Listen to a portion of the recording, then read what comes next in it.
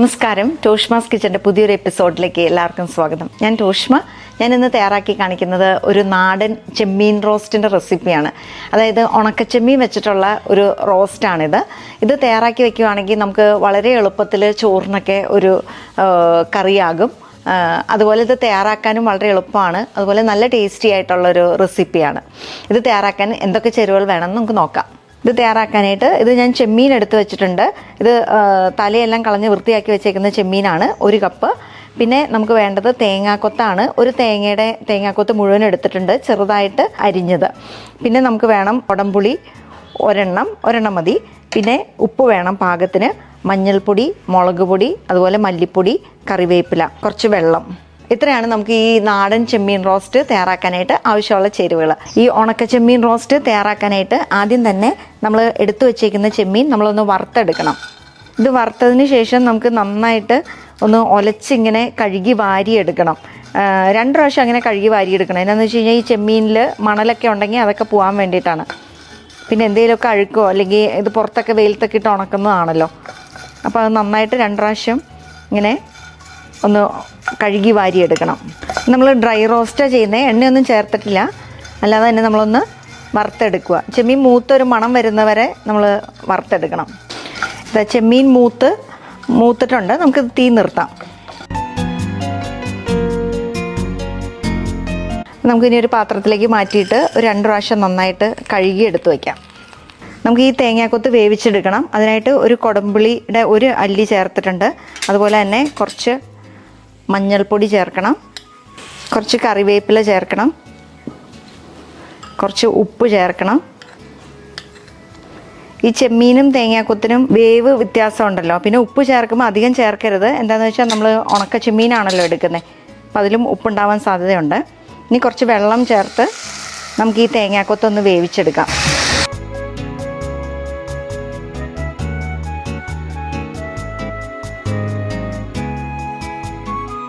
മൂടി വെച്ച് ഈ തേങ്ങാക്കൊത്ത് നന്നായിട്ടൊന്ന് നമുക്ക് വേവിച്ചെടുക്കാം.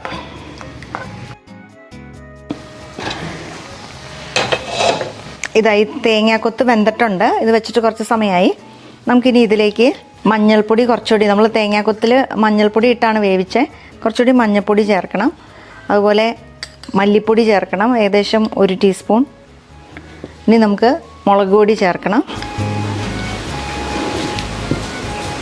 കറിവേപ്പിലയും കൂടി ചേർത്ത് കൊടുക്കാം.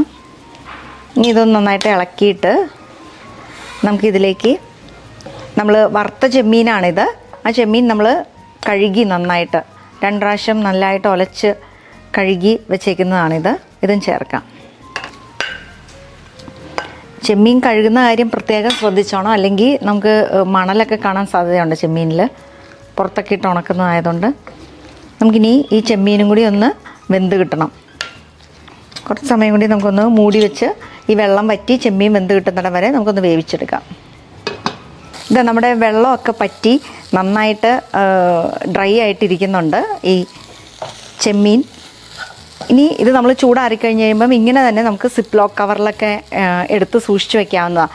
എന്നിട്ട് നമുക്ക് ആവശ്യമുള്ളപ്പം നമുക്ക് ഇതിൻ്റെ ഉള്ളിൽ നിന്ന് കുറച്ചെടുത്ത് ആവശ്യത്തിനെടുത്ത് നമുക്ക് കുറച്ച് എണ്ണയിൽ ചൂടാക്കി എടുക്കാവുന്നതാണ്. ഞാൻ ഇതിൻ്റെ ഉള്ളിൽ നിന്ന് കുറച്ചെടുത്ത് മാറ്റുവാണ്.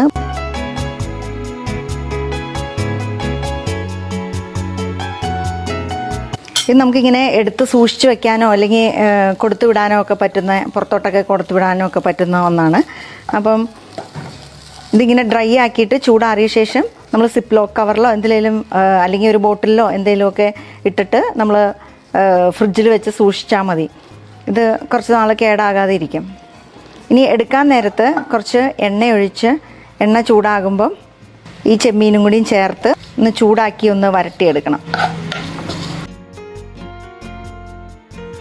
പുളിയും ഉപ്പും അതുപോലെ ചെമ്മീൻ്റെ ടേസ്റ്റും ഒക്കെ ആയിട്ടുള്ള നല്ല ടേസ്റ്റി, ചോറിൻ്റെ കൂടെയൊക്കെ കഴിക്കാൻ വളരെ ടേസ്റ്റിയാണിത്.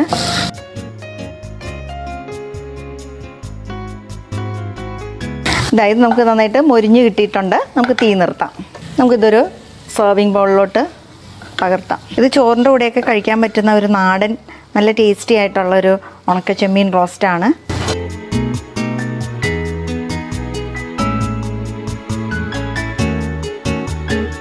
നമ്മളിന്ന് തയ്യാറാക്കിയത് നാടൻ ഉണക്കച്ചെമ്മീൻ റോസ്റ്റാണ്. ഇത് നല്ല ടേസ്റ്റിയാണ്. അപ്പം തീർച്ചയായിട്ടും നിങ്ങൾ വീടുകളിൽ ട്രൈ ചെയ്ത് നോക്കണം. മറ്റൊരു നല്ല റെസിപ്പിയുമായി അടുത്ത എപ്പിസോഡിൽ നമുക്ക് വീണ്ടും കാണാം.